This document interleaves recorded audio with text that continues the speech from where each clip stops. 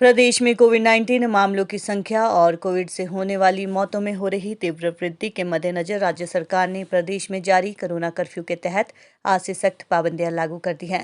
प्रदेश में दैनिक जरूरतों और आवश्यक वस्तुओं की दुकानों के अतिरिक्त अन्य सभी दुकानें बंद रही।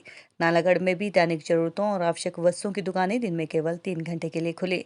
सोलन डीसी के निर्देशों के बाद एसडीएम नालागढ़ महेंद्र पाल गुर्जर ने प्रेस कॉन्फ्रेंस कर पाबंदियां और छूट के बारे में जानकारी दी। एप्पल न्यूज के लिए बीबीएन से अनवर हुसैन की रिपोर्ट। किन्नर कैलाश ज्वेलर्स, मेन बाजार, Rampur Bushahr, district Shimla. 100% hallmark jewellery showroom. उसके बारे में कुछ जैसा कि जो कोरोना की जो सेकंड वेव है उसमें कोविड के बढ़ते हुए मामलों को देखते हुए जो गाइडलाइन स्टेट की आई है, उसके बाद डीसी महोदय ने भी अपनी अमेंडेड गाइडलाइन है जो 6 मई के ऑर्डर के लिए अमेंड की हुई है उसको जारी कर दिया है। उसमें कुछ प्रमुख चीज़ें हैं जिसके बारे में मैं आपको जानकारी देना चाहूँगा।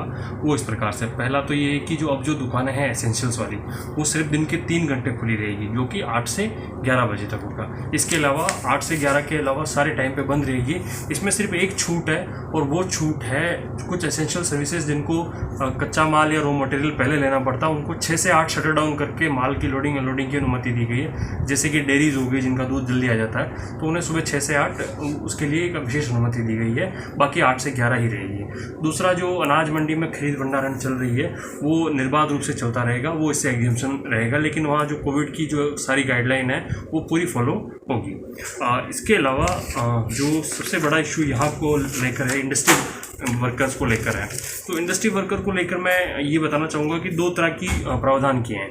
जो व्यक्ति पैदल अपने निवास स्थान से इंडस्ट्री में आते हैं, उन्हें अपने शिफ्ट के आधे घंटे पहले और आधे घंटे बाद ही फुटबॉल की अनुमति होगी। इसके अलावा उन्हें अपना मतलब सड़क पर घूमने की अनुमति नहीं मिलेगी। तो इसलिए वो इधर उधर व्यर्थ में ना घूमें और सीधा अपने स्थान से फैक्ट्री और फैक्ट्री से अपने स्थान पर टाइमली पहुँचे, और साथ में किसी भी सूरत में अपना आई कार्ड साथ ही रखें। ऐसा ना हो कि उनके पास अपना आई कार्ड कंपनी द्वारा इशू किया गया साथ ना हो। जो बसेस चल रही हैं वो 50% कैपेसिटीज़ के साथ जो पहले वाली जो एसओपी है उसके अनुसार चलती रहेगी, और वो भी अपनी जो कॉन्ट्रैक्टेड बसें हैं वो ही चलेगी, बाकी पब्लिक ट्रांसपोर्ट सारा बंद रहेगा।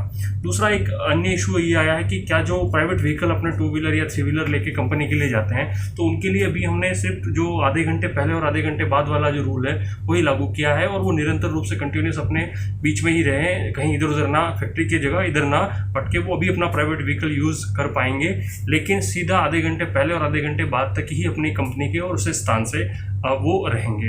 इसके अलावा जो ढाबे होटल हैं वो अब पहले एमडीआर पे भी जो रिपेयर शॉप और ये चालू थी, लेकिन अब वो एमडीआर रोड पे बंद कर दी। नेशनल हाईवे पर ही ढाबे होटल और रिपेयर शॉप रहेगी। ढाबे होटल के शटर डाउन रहेंगे और वो केवल अपने टेकअवे फूड या होम डिलीवरी जो टूरिज्म डिपार्टमेंट की एसओपी जो पहले से ही जारी कर दी गई है उसी के हिसाब से वो रहेंगे। इसके अलावा जो एक अन्य इशू है वो है प्राइवेट टैक्सीज और व्हीकल का है, तो वो बंद रहेगी, और विशेष स्थिति में मेडिकल है और एसेंशियल इमरजेंसी या कोई आपात कारण है उसके संबंध में वो एसडीएम कार्यालय से आकर अपना पास ले जा सकते हैं, और वो उस प्रयोजन विशेष के लिए, स्पेसिफिक पर्पस के लिए ही उनको पास जारी किए जाएंगे। इसके अलावा कुछ क्वेरीज हमें ये भी आ रही है कि जो बाहर से वर्कर आते हैं क्या उन्हें पास की ज़रूरत है या नहीं है। तो फिलहाल तो जो पूर्ववत गाइडलाइन थी वही जारी रहेगी कि आप अपने कंपनी का आईडी कार्ड, लेटर हेड पे उनकी शिफ्ट की टाइमिंग वो रख सकते हैं। और इसके अलावा भी अगर किसी व्यक्ति को इसकी कोई दिक्कत का सामना करना पड़ रहा है या कहीं कोई रोक रहे हैं, तो मेरा उनसे गुजारिश रहेगी कि वो पोर्टल पर मंथली पास के लिए भी अप्लाई कर सकते हैं, रिलेवेंट डॉक्यूमेंट वहाँ अपलोड करके, तो उन्हें मंथली पास भी इशू कर दिया जाएगा।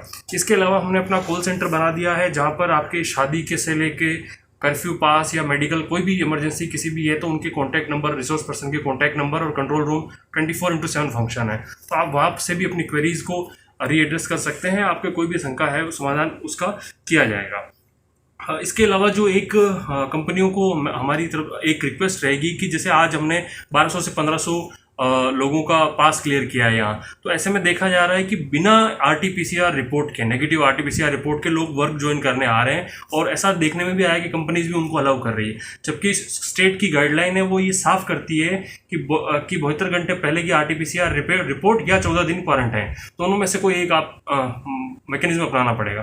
तो अगर जो आरटीपीसीआर रिपोर्ट लेके नहीं आ रहे हैं बाहर से, उनके लिए हमने अभी ये आफ्टर कंसल्टिंग विद डीसी साहब एंड कोविड के जो नोडल ऑफिसर है गगनदीप सर, उनसे हमने ये कंसल्ट करने के बाद ये तय किया है कि बाहर से आने वाले व्यक्ति अपनी RT-PCR नेगेटिव रिपोर्ट साथ ही लाएं। अगर कोई जॉब ज्वाइन कर रहा है और उसकी RT-PCR रिपोर्ट उसके साथ अटैच नहीं है तो वो पास रिजेक्ट कर दिया जाएगा और उसकी जिम्मेदारी उनकी स्वयं की होगी। और कंपनियों से भी हमारा निवेदन है कि ऐसे लोग जो बाहर से आए हैं बिना RT-PCR रिपोर्ट के उनको ज्वाइन ना करने दें या 14 दिन का समय बीतने दें। अन्यथा अब चूंकि हमारे पास डाटा है कौन कहाँ से कब कब आ रहा है, तो ऐसी कंपनियों के खिलाफ भी कार्रवाई की जाएगी जो बिना RT-PCR रिपोर्ट के ज्वाइनिंग दे रही है और नियमों की पालना नहीं कर रही है। इसके अलावा हमारा कंट्रोल रूम 24/7 खुला है। आप फ़ोन करके हम इस संबंध में जानकारी ले सकते हैं। किसी भी समस्या के लिए हम सब ने जो नोडल ऑफिसर है उनके नंबर भी आपको दिए हैं। आप फ़ोन कर सकते हैं, व्हाट्सएप कर सकते हैं, मैसेज कर सकते हैं। आपकी शंका का जो समाधान है नियत समय पर किया जाएगा। सर 8 से 11 बजे के बाद जो लोगों की मूवमेंट्स है उनका क्या होगा? 8 से 11 के बाद लोगों की मूवमेंट जैसा कि इंडस्ट्री की है, तो अगर किसी की शिफ्ट है तो उसकी शिफ्ट के आधा घंटा पहले आधा घंटा बाद वो अलाउ है। इसके अलावा मेडिकल और एसेंशियल पर्पज़ के लिए लोग निकल सकते हैं बाहर। इसके अलावा और कोई छूट नहीं है। 8 से 11 कंप्लीट कर्फ्यू धारा 144 लगी रहेगी, वो प्रभाव में रहेगी और वॉलेटर्स के खिलाफ कार्रवाई की जाएगी। जैसे कि सर झीरोल बॉर्डर है, कईयों की ज़मीनें भी पड़ती हैं, साथ में हिमाचल बॉर्डर साथ पड़ता है सर, जैसे कि टनौली अप डाउन कर रहा है सर, तो उसके लिए जो अप डाउन कर रहे हैं हालांकि एग्रीकल्चर पर्पज़ के लिए अभी उनको छूट दी जा रही है, लेकिन अगर किसी को फिर भी समस्या आती है तो वो मंथली पास अप्लाई कर सकते हैं। पास बनाने में उनकी हमारी तरफ से सहायता की जाएगी और हर संभव जो अधिकारी है वहाँ उनसे भी बात करके उनकी मदद की जाएगी। तो वो इस संबंध में घबराए ना, अपना नियमित कार्य जो नियमित समय उसमें करते रहें।